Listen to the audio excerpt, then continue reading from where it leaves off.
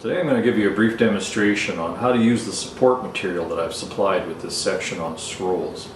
Now these files are all PDF files, so you easily downloadable and you can print them off for yourself, so you don't have to figure out how to draw little tiny scrolls to use at your drawing table. At the bottom of each page you're going to find a drawing of the scroll.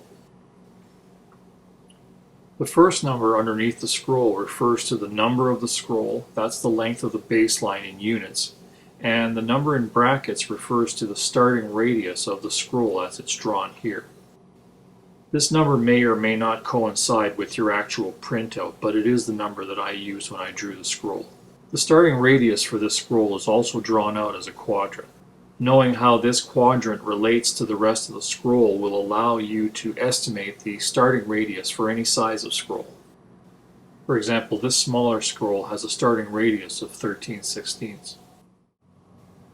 At the top of the page you'll find mirror images of the same scroll.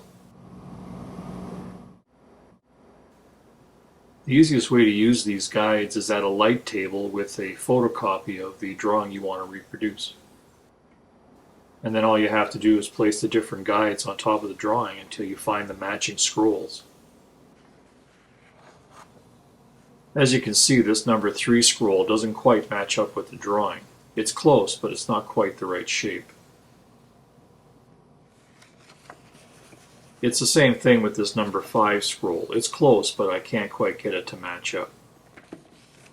This number 4 scroll is the one that matches the drawing perfectly. In fact, you're going to have a hard time finding any historical ironwork that isn't based on this number 4 scroll.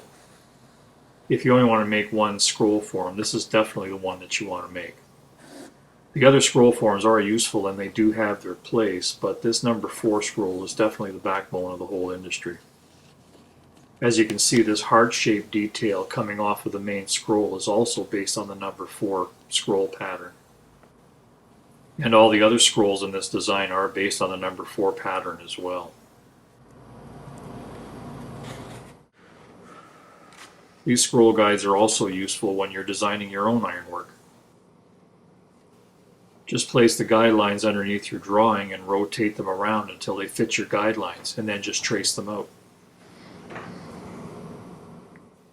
Now the next section is going to be a little painful to watch because I don't do any actual drawing anymore now that computers do all that for you.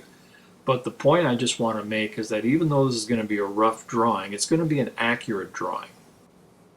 And by that I mean I'm still going to be able to use this small scale drawing to figure out all the measurements that I'm going to need later on at the layout table.